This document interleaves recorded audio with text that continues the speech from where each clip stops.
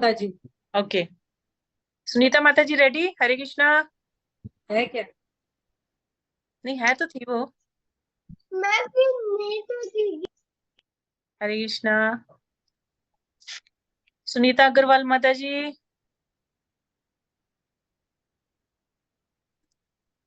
ठीक है, लगता है कहीं चली गई है। मैं पढ़ देती हूँ, मैं पढ़ देती माता जी मैं पढ़ूं? कौन बोला? अंजू माता जी को। हाँ, वर्मा माता जी आप पढ़िए, बाकी लोग पढ़ते रहते हैं। सॉरी माता जी। हाँ, हूँ। ध्यान रखिए। कितना नंबर श्लोक है माता जी? इधर। आज 2.3 से स्टार्ट होगा माता जी। 2.3 सेकेंड चैप्टर में आ गए क्या माता जी? हाँ। ओम नमो भगवते वासुदेवाय। ओम नमो भगवते वासुदेवाय। ओम नमो भगवते वासुदेवाय। गुरुवे गौरचंद्राय राधिकाये तदालये कृष्णाय कृष्ण भक्ताय तद्भक्ताय नमो नमः। मुखं करोति वाचालं पङ्गुलङ्घायते गिरिं यत्कृपातमहं वन्दे श्रीगुरुदीनतारिणे परमानंद माधवम श्री चैतन्य ईश्वरम। जय श्री कृष्ण। हरे कृष्णा। तो हम लोग फर्स्ट और सेकंड में देखें कि जब अर्जुन जो है बोल देता है कि सॉरी कृष्णा, मैं तो बहुत शोक में आ जाता है अर्जुन, और अपना धनुष रख देता है और रोना, लिटरली रोना शुरू कर दिया वो बैठ के, एक बच्चे के जैसे रोना शुरू कर दिया। तो भगवान को पहले उनके ऊपर बहुत गुस्सा आया और उनको डांटना शुरू किए भगवान। सेकंड नंबर में हमने देखा कि डांट रहे हैं। थर्ड श्लोका में भी हम देखेंगे भगवान उनको डांट लगा रहे हैं। तो थर्ड श्लोका से आज हमारा शुरू होगा। कैलव्यमा स्मगमा पार्था केवलव्य मात पात्र नैतत्त्वयुपपद्यते न न एतत् उपपद्यते क्षुद्रम हृदय दौर्बल्यम क्षुद्रम हि दौर्बल्यम त्यक्तवोत्तिष्ठ परन्तप। त्वष्टत् उत्तिष्ठ परन्तप। हे पृथापुत्र, इस हीन नपुंसकता को प्राप्त मत हो, यह तुम्हें शोभा नहीं देती। हे शत्रुओं के दमन करता, हृदय की क्षुद्र दुर्बलता को त्याग कर युद्ध के लिए खड़े हो। तात्पर्य जगत गुरु शिला प्रपात की जय। माता जी अर्जुन, नहीं पढ़ना है, तात्पर्य जब अच्छा, पढ़िएगा प्लीज। हाँ। हाँ हाँ, तो यहाँ पे भगवान क्या बोल रहे हैं कि हे पृथा पुत्र, कि तुम कौन हो, ध्यान दो अपने ऊपर। तुम कितने बड़े वंश से रिलेटेड हो, तुम्हारा संबंध कितने बड़े वंश से है। और यहाँ पे भगवान क्या बोल दिए अर्जुन को? नपुंसक, जो कि एक क्षत्रिय वीर के लिए बहुत बड़ी गाली है देखा जाए तो। लेकिन क्योंकि देखिए यहाँ पे भगवान क्यों बोल पा रहे हैं ये वर्डिंग? एक तो भगवान मित्र हैं, दोनों अर्जुन और भगवान क्या है यहाँ पे मित्र की भूमिका में है। और एक मित्र डांट में या कभी कभी खेल खेल में भी ऐसे वर्ड एक दूसरे के लिए यूज कर सकते हैं। लेकिन यहाँ तो भगवान सच में ही अर्जुन को गाली दे रहे हैं कि ये तुम ऐसी नपुंसकता को प्राप्त मत हो। नपुंसक मतलब हिजड़ा बोल देना किसी पुरुष को, ये उसके लिए बहुत अपमान की बात है ना। बहुत नीची बात है अगर किसी को ऐसा वर्डिंग बोला जाए। लेकिन भगवान उसकी इस बात को जो बहुत मीठी लग रही हैं बातें, इन बातों को क्या बोल रहे हैं भगवान? कि तुम नपुंसकता को प्राप्त मत हो, क्योंकि ये चीजें तुम्हें शोभा नहीं देती। तुम अपने आप को पहचानो, तुम किस पद के हो, किस कुल से तुम संबंधित हो, अपने आप को पहचानो। और फिर यहाँ पे भगवान बोलते हैं परंतपा, कि तुम परंतप हो, यानी शत्रुओं का दमन करने वाले हो तुम तो। तुम्हारा परंतप नाम से तुम इस दुनिया में मशहूर हो कि तुम कभी भी अपने शत्रुओं को माफ नहीं करते हो। और यहाँ पे तुम क्या कर रहे हो?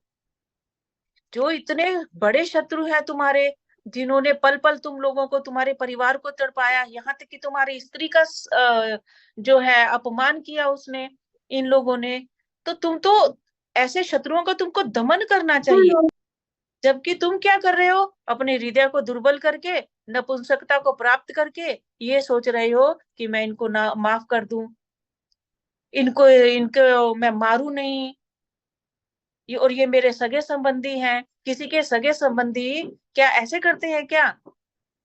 ऐसा व्यवहार किया जाता है कि तुम्हारी सब चीजें, 6 तरह के आतताई जो बताए हैं, 6 के 6 प्रकार के दुष्ट कार्य है उन लोगों ने इन पांडवों के साथ किए हैं। तो इसीलिए भगवान उनको बोल रहे हैं कि मत करो ऐसे, तुम इस नपुंसकता को छोड़ो, इस दुर्बलता को छोड़ो और उठो और उठ के युद्ध के लिए तैयार हो जाओ। तो यहाँ पे प्रभुपाद जी बोलते हैं कि देखिए, अगर हाँ भगवान, हम जो 4 वर्णों की बात करते हैं, तो एक भी वर्ण अग्नि पद से कोई हटता है तो ये उसके लिए सही नहीं है। अगर क्षत्रिय बोले कि मैं युद्ध नहीं करूंगा, तो वो नाम का क्षत्रिय रह जाएगा, एक्चुअल में वो क्षत्रिय नहीं रहेगा। इसी तरह से एक ब्राह्मण जो है, ब्राह्मण बोले कि नहीं मैं पूजा पाठ का कार्य नहीं करूंगा या समाज को शास्त्रों का संदेश नहीं दूंगा, तो वो नाम का ब्राह्मण रह जाएगा, एक्चुअल में वो ब्राह्मण नहीं रहेगा। तो लेकिन अब अर्जुन के मामले में भगवान नहीं चाहते कि ये क्षत्रिय है और इसके क्षत्रिय होने के नाम पे बट्टा लगे कोई, इसका क्षत्रिय के रूप में इसका पद जो है गिरे। ये भगवान नहीं चाहते कि एक अयोग्य क्षत्रिय जो है अर्जुन कहलाए, क्योंकि यदि अर्जुन क्या है, भगवान का मित्र भी है और बहुत बड़ा वीर भी है, और इस समय अर्जुन युद्ध के मैदान में खड़ा हुआ है। एक वीर युद्ध के मैदान में अगर पीठ दिखाकर भागे तो ये क्या है, उसके लिए बहुत बड़े अपमान की बात है। पूरा जग ऐसे वीरों के ऊपर हंसता है। और यहाँ पे साक्षात स्वयं भगवान श्री कृष्ण अर्जुन के साथ इस युद्ध स्थल में उसके रथ पर सारथी बनकर बैठे हुए हैं। और अगर इतना सब कुछ होते हुए भी अर्जुन इस समय पर अगर युद्ध भूमि छोड़कर जाता है तो उसके लिए ये बहुत निंदनीय कार्य हो जाएगा। उसकी इस समय युद्ध से जाना उसके लिए कोई प्रशंसा नहीं का कार्य नहीं होगा, उसकी चारों तरफ निंदा होगी। इसलिए भगवान बोलते हैं कि हे अर्जुन, ये कार्य अब तुमको शोभा नहीं देता। ये जो तुम करुणा दया ये सब जो अपनी प्रकट कर रहे हो इस समय पर, ये तुमको शोभा नहीं दे रही है, ये तुम्हारी नपुंसकता को प्रदर्शित कर रही है। तो अब प्रभुपाद जी बोलते हैं कि हो सकता है अर्जुन तर्क कर सकता था कि वो भीष्म पितामह या जो उसके जो जितने भी सगे संबंधी वहां पर छोड़ रहे हैं, खड़े हुए हैं, मैं तो उनको उनके कारण युद्ध भूमि छोड़ रहा हूँ। लेकिन अर्जुन भगवान क्या बोल रहे हैं, ये उदारता, ये सगे संबंधियों के लिए उदारता दिखाना तुम्हारा, ये इस समय हृदय की दुर्बलता है, ये तुम्हारी कमी को प्रकट कर रही है, ये तुम्हारे गुण बन के नहीं आ रही है।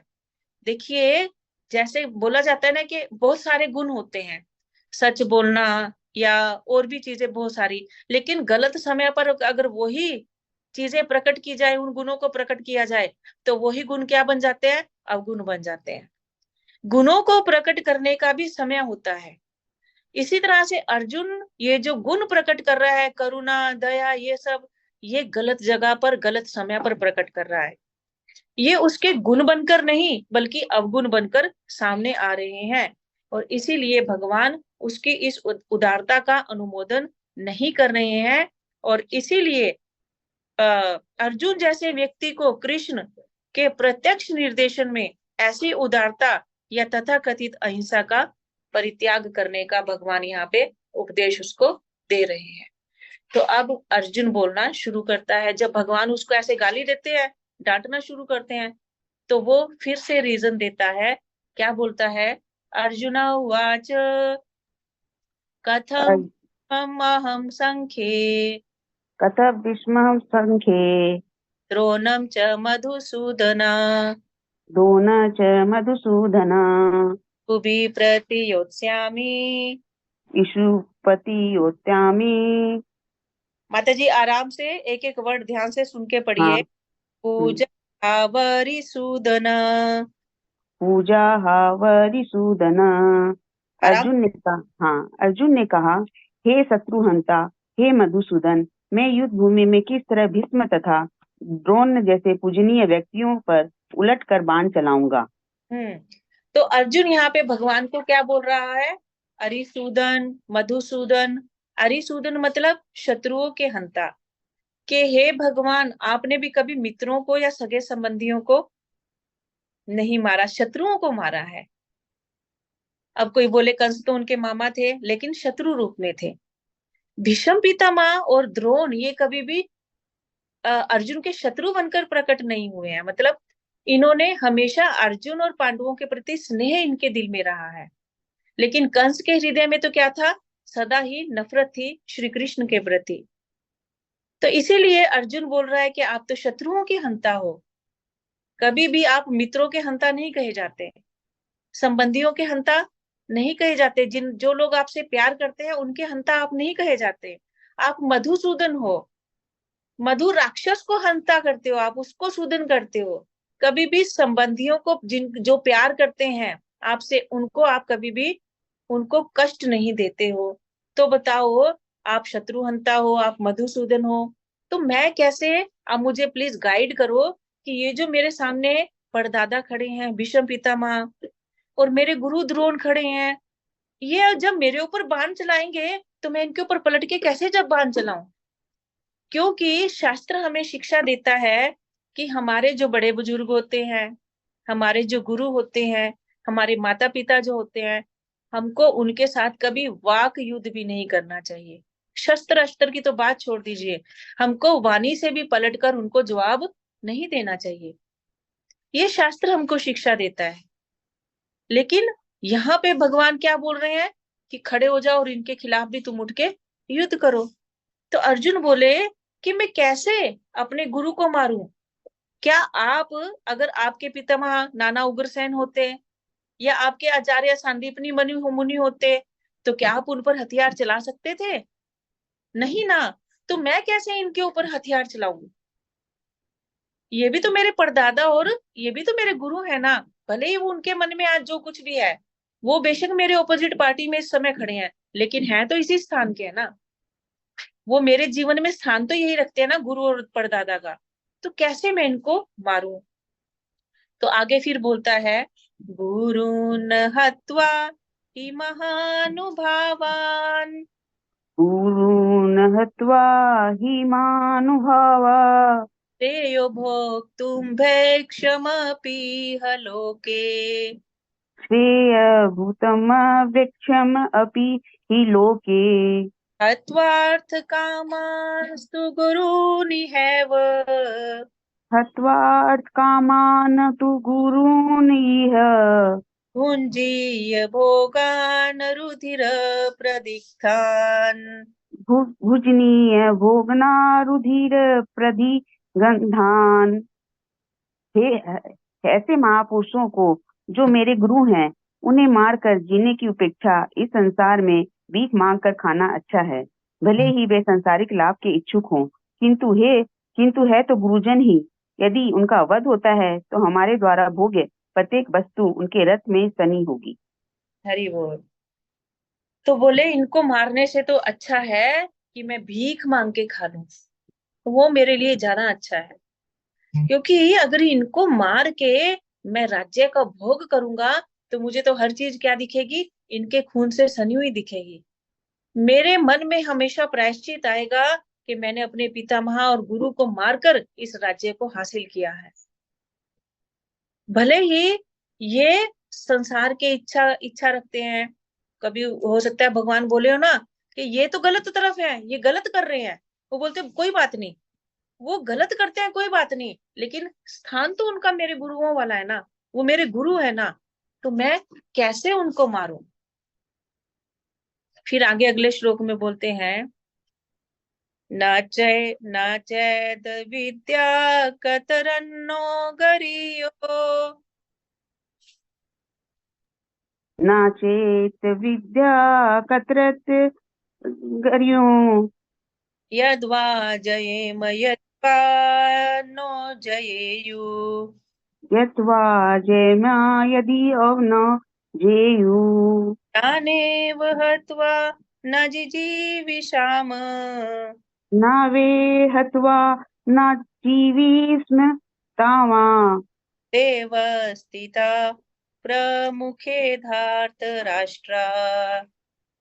ते अविष्ठात्र प्रमुखे घृतराष्ट्रा। हमें यह भी नहीं जानते कि हमारे लिए क्या श्रेष्ठ है, उनको जीतना या उनके द्वारा जीते जाना। यदि हम घृतराष्ट्र के पुत्रों का वध कर देते हैं तो हम जीवित रहने की आवश्यकता नहीं है, फिर भी वे युद्ध भूमि में हमारे समक्ष खड़े हैं। तो बोलते भगवान मैं तो इतना कंफ्यूज हो गया हूं कि मुझे तो समझ ही नहीं आ रहा है कि वो हमको जीते हमको हरा दे ये अच्छा है, या हम उनको मार के उनको जीत ले वो अच्छा है। कुछ समझ में नहीं आ रहा है। और अगर हम सोचे कि नहीं हम नहीं मरेंगे, हम उनको हरा दें, हम उनको मार दें, तो वो अगर हम अपने ही भाइयों को मार देंगे, जो मेरे ताया के बच्चे हैं, धृतराष्ट्र के पुत्र हैं, अगर हम उनको मार देंगे तो हम जीते जी ऐसे ही मर जाएंगे। हमको वैसे ही जीवित रहने की आवश्यकता नहीं पड़ेगी। भले ही वो कितना भी युद्ध करने के इच्छुक हो, कितना ही वो दुश्मन बन के हमारे सामने आए, लेकिन फिर भी मुझे समझ नहीं आ रहा कि क्या करूं मैं। उनकी इच्छा है युद्ध करने की, उनकी इच्छा है, वो जो करना चाहते हैं करें, लेकिन मेरी इच्छा इस युद्ध को करने की नहीं है। तो प्रभुपाद जी बोलते हैं कि इस टाइम अर्जुन पूरा कंफ्यूज है, उसको समझ ही नहीं आ रहा है कि वो क्या करे, युद्ध करे और बिना मतलब के इतना सारा रक्तपात करे। हालांकि यह क्षत्रिय होने के कारण युद्ध करना उसका धर्म था, लेकिन फिर भी वो यहाँ पे क्या बोल रहा है, युद्ध नहीं करके मैं तो भीख मांग लूंगा, मैं भीख मांग के अपना जीवन यापन कर लूंगा। और यदि वह शत्रु को नहीं जीतता तो जीविका का एकमात्र साधन उसका भिक्षा ही रह जाता है। तो इस तरह का मेंटेलिटी जो है अर्जुन यहाँ पे प्रकट कर रहा है। एक राज परिवार में जन्म लेकर भी भिक्षा द्वारा जीवित रहने की इच्छा उसकी विरक्ति का दूसरा लक्षण है। ये सारे गुण और अपने आध्यात्मिक गुरु श्री कृष्ण के उपदेशों में उसकी श्रद्धा, ये सब मिलकर सूचित करते हैं कि वह सचमुच पुण्य आत्मा था। अर्जुन को ये करुणा इसलिए आ रही है, इसलिए वो ऐसा सोच रहा है क्योंकि वो एक पुण्य आत्मा है ना। और इसीलिए आगे प्रभुपाद जी बोलते हैं कि जब तक इंद्रियां इतनी संयमित ना हो, ज्ञान के पद तक उठ पाना तब तक कठिन है। अर्जुन की सेंसेस इतनी कंट्रोल्ड है इस समय, अगर अर्जुन के हिसाब से देखा जाए। हालांकि वो सक्षम है, सामने वालों का युद्ध में मार सकता है, पूरी पृथ्वी का राज्य हासिल कर सकता है वो, क्योंकि दुनिया की सबसे बड़ी शक्ति श्री कृष्ण उसके पास बैठे हुए हैं। लेकिन फिर भी उसकी सेंसेस, वो सेंस ग्रेटिफिकेशन नहीं करना चाह रहा है। वो क्या बोल रहा है, इतना बड़ा क्षत्रिय, इतना बड़ा वीर क्या बोल रहा है, मैं भिक्षा मांग लूंगा। ये क्या है, ये उसकी विरक्ति, ये उसके वैराग्य का गुण यहाँ पे प्रकट हुआ है। इससे पता लग रहा है कि उसकी सेंसेस कितनी कंट्रोल्ड है। और इसीलिए ऐसा व्यक्ति ही ज्ञान को, भगवान के ज्ञान को प्राप्त करके वो भक्ति के उच्चतर पद तक पहुंच सकता है। बिना ज्ञान और बिना भक्ति के मुक्ति नहीं होती है। अर्जुन अपने भौतिक गुणों के अतिरिक्त इन सब दैवीय गुणों में भी दक्ष था। उसमें भौतिक गुण तो थे ही, मतलब वीरता थी, शरीर से बलिष्ठ था, है ना, सब कुछ था, लेकिन साथ ही साथ उसके हृदय में, एक वैष्णव के हृदय में जो गुण होने चाहिए, वो सारे गुण जो है एक वैष्णव वाले अर्जुन में थे।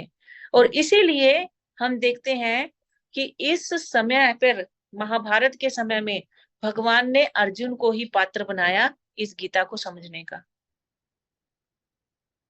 तो अगला जो 7 नंबर श्लोका है, ये बहुत बहुत इंपॉर्टेंट है, क्योंकि इस समय अर्जुन पूरा पूरा अपने आप को भगवान के सामने सरेंडर कर दे रहा है। कार्पण्य दोषो पहत स्वभाव, कार्पण्य दोषो पहत स्वभाव, इच्छामि त्वां धर्म सम्मूढ़ चेता, इच्छामि तावा धर्म मूढ़चेता, श्रेयस्यान्निश्चितं ब्रूहि तन्मे, यक्षेत्र शांति भूहि तन्मे ईश्यस्तेऽहं शाधि मां त्वां प्रपन्नम्। शिष्यन्ते साधिमात प्रपन्नम। अब मैं अपनी कृपण दुर्बलता के कारण अपना कर्तव्य भूल गया हूँ और सारा धैर्य खो चुका हूँ। ऐसी अवस्था में मैं आपसे पूछ रहा हूँ कि जो मेरे लिए श्रेष्ठ कर हो उसे निश्चित रूप से बताएं। अब मैं आपका शिष्य हूँ और आपके शरणागत हूँ, कृपा मुझे उपदेश दे। हरि बोल।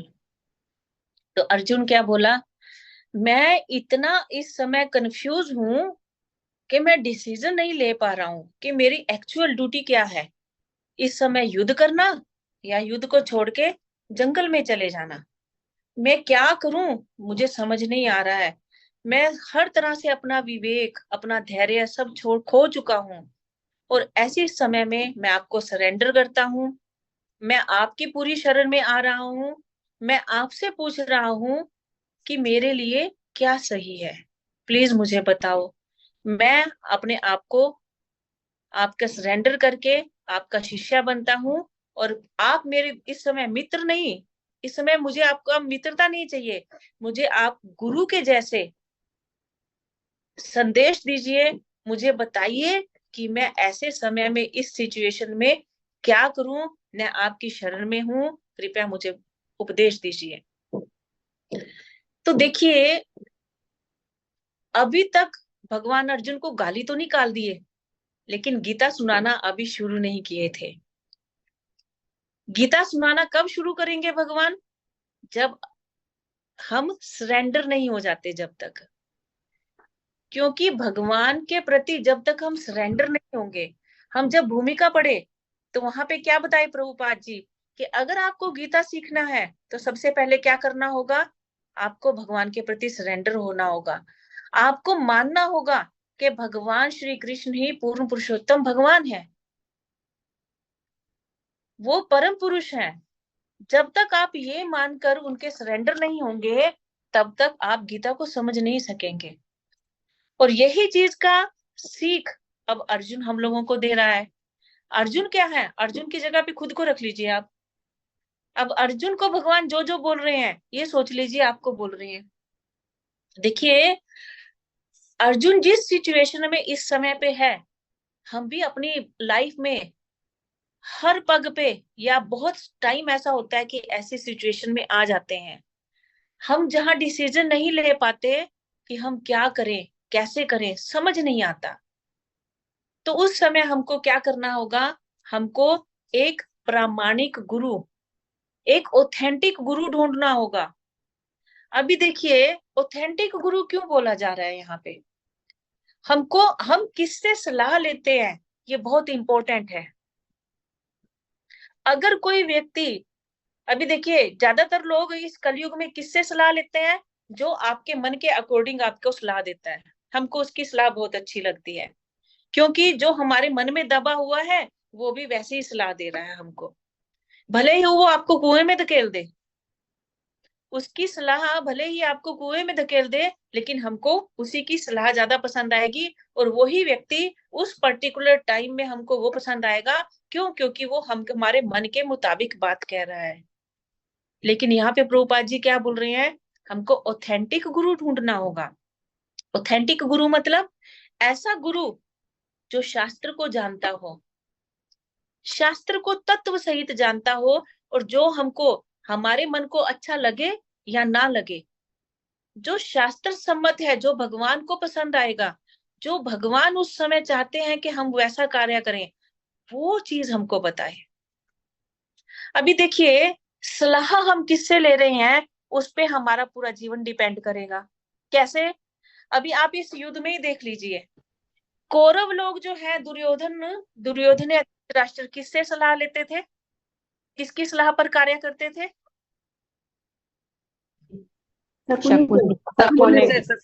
शकुनी की। और पांडव की सलाह पर भगवान कृष्ण की। भगवान की। ठीक है, अब सब लोग म्यूट हो जाइए प्लीज।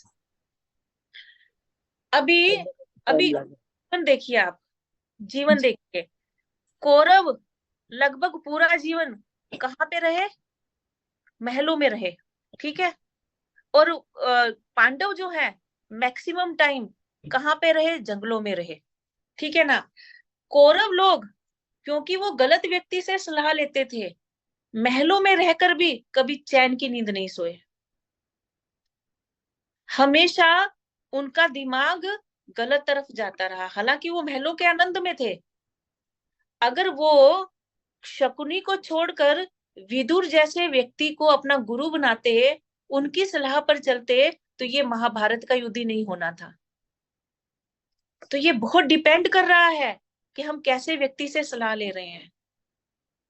और वहीं दूसरी तरफ अगर पांडवों का जीवन देखें तो वो क्योंकि कृष्ण के कहे अनुसार चल रहे थे, या ये मान लो कि उनकी जीवन में एक ऑथेंटिक गुरु थे, इसीलिए जंगलों में भी वो आनंद से रह के आ जाते थे। उनको जंगलों के कष्ट भी कभी कष्ट लगते ही नहीं थे, आराम से रहते थे वो वहां पे। बल्कि वहां पे जाके वो अपनी तपस्याएं करके अपनी शक्ति को बढ़ाए और अपनी पवित्रता को और वो कर लिए, वो लोग अपनी भक्ति को और बढ़ाए वो लोग। तो यही फर्क है, हम लोग कहाँ से, किससे, कब, कैसे सलाह लेते हैं, कैसे सिचुएशन में। अगर आप ये देख रहे हैं कि हमारे मुताबिक जो हमारे मन में है, तो आपका मन तो गलत भी हो सकता है ना। हमको देखना होगा, जब भी कोई सलाह दे उसको थोड़ा अकेले में विचार कीजिए कि ठीक है, मैं भी मन में ऐसा ही करना चाहती हूँ, लेकिन क्या ये भगवान को पसंद आएगी ये चीज, क्या ये शास्त्रों के अकॉर्डिंग है। तो सलाह देने वाले आपको बहुत मिल जाते हैं, है ना। लेकिन सलाह एक्चुअल में किसकी हमको फॉलो करनी है, किसकी सलाह हमको फॉलो करने से एक्चुअल में हमारा भला होगा, वो हमको खुद विचार करना होगा। अब ये इस चीज को आप देखेंगे, भगवान ने भी अपने जीवन में, अपनी लीला में इस चीज को दिखाया है। कैसे, आपको याद होगा जो लोग भागवतम पढ़े हैं, जब जरासंध के यहाँ से एक आदमी आया था भगवान की सभा में बताने के लिए कि जरासंध ने बहुत सारे राजाओं को बंदी बनाया हुआ है ना, तो उनको छुड़ाने के लिए वो लोग आपसे मदद मांग रहे हैं। उसी समय पे आपको याद होगा नारद मुनि आए थे। नारद मुनि आए तो वो बताए कि पांडव लोग जो हैं राजसूय यज्ञ करना चाह रहे हैं और उसमें आपको निमंत्रण दिए, आपको बुला रहे हैं। तो वहां पे भगवान किससे सलाह मांग रहे हैं, उद्धव जी से। उद्धव जी से सलाह मांगे, है ना। तो उद्धव जी कौन है, संडे को भी ये चर्चा हुई थी, छोटी सी हुई थी। उद्धव जी कौन है, उद्धव जी ऑथेंटिक है, परंपरा से है, क्योंकि वो बृहस्पति के शिष्य हैं, गुरु बृहस्पति के शिष्य है। तो परंपरा में उस शास्त्रों का ऑथेंटिक ज्ञान प्राप्त करके आए हुए हैं। हालांकि भगवान को उनसे सलाह लेने की कोई जरूरत नहीं थी। भगवान को सलाह है क्या किसी से लेने की जरूरत नहीं, लेकिन फिर भी भगवान अपने कार्यों में ऐसे व्यक्ति की सलाह लेकर दिखा रहे हैं कि हमको कैसे किसी सही व्यक्ति की सलाह की अपने जीवन में जब जरूरत पड़े तो हमको चुनना होगा कि किस व्यक्ति से हमको सलाह लेनी है। और इसीलिए अब अर्जुन जो है वो भगवान के प्रति शरणागत हो रहा है, जो बिल्कुल एक सही जगह है शरणागति की, बिल्कुल सही गुरु है उनको प्रामाणिक ज्ञान देने के लिए। जीवन की उलझने ऐसा गुरु होने से अपने आप ही सुलझ जाएंगी, है ना।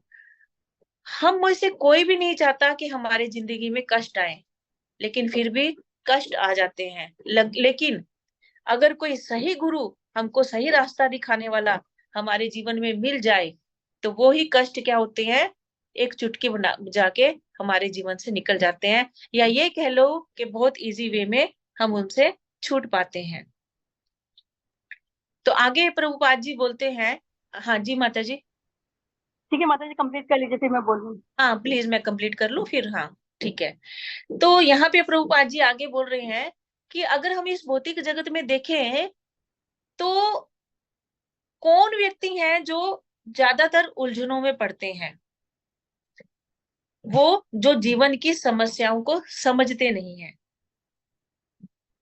जो लोग आत्म साक्षात्कार कर समझे बिना कुत्ते बिल्लों के जैसे अपना जीवन जीते हैं, वही लोग ज्यादातर मुसीबतों में फंसते हैं, वही अपने जीवन की समस्याओं को हल नहीं कर पाते हैं। और ऐसे लोगों को चाहिए, प्रभुपाद जी बोलते हैं कि वो ऑथेंटिक गुरु के पास जाएं, ताकि वो जीवन में अपने आत्म साक्षात्कार को ला पाए, और उसके आधार पर इस भौतिक, ये जो मनुष्य जीवन, ये जो इतना कीमती 84 लाख यूनियां गुजारने के बाद जो भगवान ने एक इतना सुंदर सुनहरा मौका दिया है इस मनुष्य जीवन के रूप में, कि हम अपने जीवन के मूल्य को समझें और इसको समझ के भगवान को प्राप्त कर सके। इससे केवल गुरु ही आपको निकाल सकता है, क्योंकि ये जो भौतिक जगत की आसक्तियां हैं, ये हमारा शरीर, इस शरीर से जुड़े रिश्ते, ये क्या है, प्रभुपाद जी इसको बोलते हैं चर्म रोग, स्किन की बीमारी है, ये चर्म रोग है। प्रभुपाद जी बोल रहे हैं कि ये मेरा परिवार है, ये मेरी पत्नी, ये मेरा बच्चा, ये मेरे परिजन, ये आसक्ति चर्म रोग के जैसे है, क्योंकि ये केवल चमड़े का रोग है। चमड़ा ही तो है, आपस में हम लोग चमड़े के प्रति तो आसक्त हैं, है ना। हम जब किसी के प्रति भी हमको कोई अच्छा लगता है व्यक्ति, तो हम ये संबंधों के कारण अच्छा लगता है, या कोई देखने में अच्छा लगता है, तो हम उसके चमड़े को ही तो देखते हैं, चमड़े के अलावा तो और कुछ भी नहीं है। इसीलिए प्रभुपाद जी बोले ये क्या है, चर्म रोग है।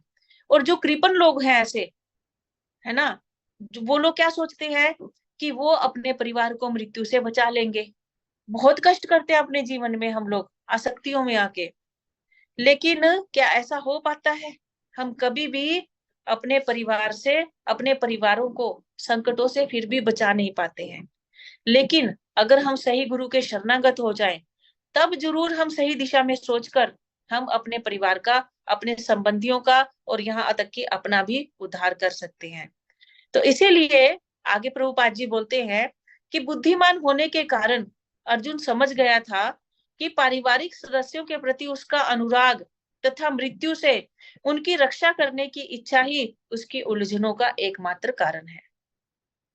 यद्यपि वह समझ रहा था कि युद्ध करने का कर्तव्य अब उसकी प्रतीक्षा कर रहा है, लेकिन क्योंकि उसके हृदय में ये करुणा रूपी दुर्बलता आई हुई थी, इसके कारण वो अपने कर्तव्य को सही से निभा नहीं पा रहा था। और इसीलिए वह परम गुरु भगवान कृष्ण से कोई निश्चित हल निकालने का अनुरोध कर रहा है।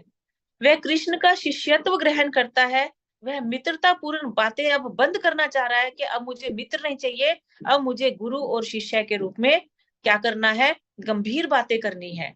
इसलिए श्री कृष्ण भगवत गीता के ज्ञान के आदि गुरु हैं, और अर्जुन गीता समझने वाला सबसे पहला शिष्य है ना। तो ये गुण होना हमारे अंदर जरूरी है। पहले हमारे अंदर पहले भाव तो हो, नहीं तो हम गुरु सामने होगा तब भी अपना उद्धार नहीं कर सकेंगे। बहुत सारे लोग हैं जो फैशन के चलते दीक्षा तो ले लेते हैं, लोगों को दिखाने के लिए दीक्षा तो ले लेते हैं, लेकिन फिर भी अपने जीवन का उद्धार नहीं कर पाते हैं। क्यों? क्योंकि दिखावा करने के लिए दीक्षा तो ले ली, लेकिन गुरु ने जो बोला उसको अपने जीवन में नहीं उतारा। तो ऐसी शरणागति भी किसी काम की नहीं है। लेकिन यहाँ पे हम देखते हैं अर्जुन ध्यान से सुनता भी है, समझता भी है चीजों को, और फिर भगवान जैसा उपदेश देते हैं उसके अकॉर्डिंग फिर वो भगवान की इच्छा को पूरा भी करता है। इसीलिए भगवान प्रथम गुरु बने, और यहाँ पे अर्जुन जो है इस गीता को समझने वाला पहला शिष्य बना। जी माता जी, अभी आप बोलिए। माता जी एक्चुअली ये वाला श्लोका मैंने अपनी लाइफ में भी अप्लाई करके देखा है, कि मैंने कहीं सुना था माता जी कि ये श्लोका इतना इम्पोर्टेंट है कि कभी आप कंफ्यूज स्टेट में हो जाते हो ना, कि 2-3 चीजें और आप कंफ्यूज हो कि मैं क्या करूं, इस समय कोई रास्ता नहीं दिखाई दे रहा, ये करूं कि वो करूं, कौन सा रास्ता सही होगा, तो ये वाला श्लोका बोलना चाहिए भगवान के सामने बैठ के, कि हम भी पूरी तरह अर्जुन सरेंडर हुए हैं ना, वैसे मैं भी पूरी तरह आप पे सरेंडर और आपके ऊपर छोड़ दिया है कि आप ही रास्ता बताइए। तो माता जी भगवान तो स्वयं आके तो बताते नहीं है, लेकिन कोई ना कोई माध्यम निकाल देते। जैसे अगर कोई बुक पढ़ रहे हो ना तो आपको वही चीज का आंसर मिलेगा, या अगर कोई आप स्पिरिचुअल चीज सुन रहे हो ना तो आपको पता नहीं माता जी वही चीज, आपको जो कंफ्यूज स्टेट में हो ना उसी का आंसर आपको उसी टाइम वही चीज चलता रहता है। तो ऐसे काफी टाइम देखा गया कि ये श्लोका बहुत इंपॉर्टेंट है अपने लाइफ के लिए। इसको मैंने अपनाया तो सभी को अपनाना चाहिए। अगर कोई कंफ्यूज स्टेट में है तो इसको अपनाए, तो उसको उसका आंसर कहीं ना कहीं उसको मिल ही जाएगा। हरी तो बोल। माता जी, ये सही है ना माता जी? मुझे हाँ तो खुद को feel होता है माता जी। बिल्कुल माता, बिल्कुल बिल्कुल। थैंक यू माता जी। मैं तो माता जी क्या करती हूँ, कुछ कंफ्यूज, अब बहुत मेरा, आप तो जानती हूँ मैं बहुत कंफ्यूज रहती हूँ, तो मैं क्या करती हूँ, भगवान के आगे 2 ठो कागज में यस और नो लिख के भगवान के आगे छोड़ देती हूँ रात भर, और दूसरे दिन मुस्कान को बोलती हूँ तुम उठा लो उसमें से, अब यस आ गया तो काम करना है, नो आ गया तो नहीं करना है, बस मेरा दिन, मेरा देख, ही भाव ऐसा है। अब हाँ। पता नहीं, मुझे लगता है ऐसे करने के बजाय हमको शास्त्र को ज्यादा समझ के उसके अकॉर्डिंग कार्य करना चाहिए। हम्म। भगवान क्या चाहते हैं वो हमको शास्त्र के ज्ञान से ज्यादा समझ में आएगा, है ना। ठीक है, आगे हरे हम कृष्णा माता जी। माता जी अगला श्लोक कर ले एक बार, फिर उसके बाद प्लीज लेंगे, ठीक है क्योंकि बातों में टाइम ज्यादा निकल जाता है, फिर ये सब में क्वेश्चन एक बार में एंड में लेंगे प्लीज। ओके। नाही प्रपश्यामि ममापनुद्यात् नाही तपस्यामि मामापनुधा यच्छोकमुच्छोषणमिन्द्रियाणाम् यच्छोकमुच्छोषणमिन्द्रियाणाम् अवाप्य भूमा वसपत्नमृद्धम् अव्यत्र भूमात् वस्पत्रमिद्रम् राज्यं सुराणामपि चाधिपत्यम्। राज्यसुराणामपि चाधिपत्यम्। मुझे ऐसा कोई साधन नहीं दिखता जो मेरी इंद्रियों को सुखाने वाले इस शोक को दूर कर सके। स्वर्ग पर देवताओं के आधिपत्य की तरह इस धन धान्य संपन्न सारी पृथ्वी पर निष्कंटक राज्य प्राप्त करके भी इस शोक को दूर नहीं कर सकूंगा। हरे कृष्ण। तो अर्जुन बोल रहा है कि मैं तो समझ ही नहीं पा रहा हूँ, मैं डिसीजन ही नहीं ले पा रहा हूँ, मेरी पूरी सेंसेस जो है वो सूखी जा रही हैं। वो बोल रहे हैं कि चाहे मैं इस पृथ्वी पर मेरे सामने कोई खड़ा होना वाले ना हो, इतना बड़ा राज्य मेरा हो जाए, लेकिन फिर भी मुझे लगता है कि मैं अगर युद्ध को जीत भी लूंगा तो मैं इस शोक से बाहर नहीं निकल के आ पाऊंगा। और जिस चीज को मैं भारी मन से करूंगा तो फिर वो चीज पाने का फिर वो मजा नहीं आएगा। तो पहले इस संशय को दूर कर दीजिए मेरे, ताकि मैं खुल के फिर लड़ पाऊं, है ना। कि अगर लड़ना है तो खुल के लड़ूं, और छोड़ना है तो पूरा छोड़ के फिर मन में बिना कोई क्वेश्चन के मैं छोड़ के चला जाऊं। प्लीज इस चीज के लिए मुझे गाइड कीजिए कृष्णा, मुझे बता दीजिए कि मुझे क्या करना होगा, क्यों करना है, उसका रीजन मुझे बता दीजिए। तो यहाँ पे प्रभुपाद जी बोलते हैं कि भगवान की सहायता के बिना हम देख रहे हैं कि अर्जुन जैसा वीर, अर्जुन जैसा दिव्य पुरुष भी जो है वो अपनी जीवन के समस्याओं का हल नहीं पा रहा है। हम कभी कभी अपने जीवन में जब बहुत ऊंची शिक्षाएं ग्रहण कर लेते हैं, बहुत विद्वान हो जाते हैं, या किसी बड़ी ऊंची पोस्ट पे लग जाते हैं, तो हमको बड़ा घमंड हो जाता है अपने जीवन में कि हम शायद दुनिया के सबसे ज्यादा समझदार या पावरफुल व्यक्ति बन गए हैं। लेकिन ये जो जीवन की समस्याएं हैं, ये प्रभु भगवान गीता में आगे बोलेंगे कि ये जो हम बोलते हैं हम गरीब हैं, मेरे जीवन में ये कष्ट है, मेरे जीवन में वो कष्ट है, भगवान बोलते हैं ये कष्ट कष्ट नहीं है। एक्चुअल कष्ट क्या है? जन्म मृत्यु जरा व्याधि, ये सबसे बड़े कष्ट है। बोलते हैं ना, जन्म मृत्यु जरा व्याधि दुख दोषानुदर्शनम, ये एक्चुअली दुख है, ये एक्चुअली दोष है। जब तक हम इनका मार्ग नहीं, इनका उपाय नहीं खोजेंगे, बाकी आप कितनी भी चीजों को लिए दुखों को रोते रहें या कितने भी उपाय करते रहें, वो सब बेकार है। तो इसीलिए, और ये जो जन्म मृत्यु जरा व्याधि, ये जो दोष है, इसका निवारण कौन कर सकता है? वो केवल एकमात्र गुरु कर सकता है ना। तो इसीलिए निष्कर्ष क्या है कि गुरु जो 100% कृष्णा कॉन्शियसनेस में रहता हो, पूरी तरह से कृष्ण भावना भावित हो, नंबर 1 तो वही प्रामाणिक गुरु है। ठीक है, और हमको क्या करना होगा? ऐसे ही गुरु की शरण में हमको जाना होगा, क्योंकि वो ही हमारे जीवन की समस्याओं का वास्तविक रूप में हल कर सकता है। चैतन्य महाप्रभु बोलते हैं कि किबा विप्र किबा न्यासी शूद्र कोनो नए, जय कृष्ण तत्व वेता से ही गुरु होए। कि एक्चुअल में गुरु कौन है? जो कृष्ण के तत्व को अच्छे से जानता है। कोई बोले कि ब्राह्मण गुरु हैं, कोई बोले कि सन्यासी गुरु हैं। चैतन्य महाप्रभु बोलते हैं कोई नहीं, ना तो कोई चाहे वैदिक ज्ञान में कोई कितना भी एक्सपर्ट हो, चाहे कोई जन्म से शूद्र हो या सन्यासी हो, कोई फर्क नहीं पड़ता, लेकिन इनमें से किसी ने भी अगर कृष्ण के तत्व को जान लिया वो गुरु बन सकता है। फिर आगे एक जगह और बोलते हैं कि वैदिक साहित्य में कहा गया है कि षटकर्म निपुणो विप्रो मंत्र तंत्र विशारदः अवैष्णवो गुण स्याद वैष्णवः स्वपचो गुरु। के विद्वान ब्राह्मण भले ही वह संपूर्ण वैदिक ज्ञान में परंगत क्यों ना हो ले, यदि वैष्णव नहीं है। अभी हम देखते हैं, देखिए बहुत लोग होते हैं जो बहुत शास्त्र पढ़े होते हैं लेकिन भक्ति को फॉलो नहीं करते हैं। जैसे ऐसा बोला जाता है, मेरे कहते थे और बहुत जगह सुना भी है कि रावण जो है ना 4 वेद पढ़ा हुआ था, 4 वेदों का ज्ञाता था वो, लेकिन वो ज्ञान क्या उसके काम आया? क्योंकि उसने उसको ज्ञान को तो ले लिया लेकिन उसको फॉलो नहीं किया। जो व्यक्ति, हालांकि बहुत लोग बोलते हैं कि हमको तो पूरी गीता याद है, हमको भागवतम की सब स्टोरियां आती हैं, वो स्टोरियां आती हैं तो क्या हुआ? आपने गीता का एक श्लोक पकड़ के भी अगर उसको जीवन में उतार लिया तो आपका उद्धार हो सकता है।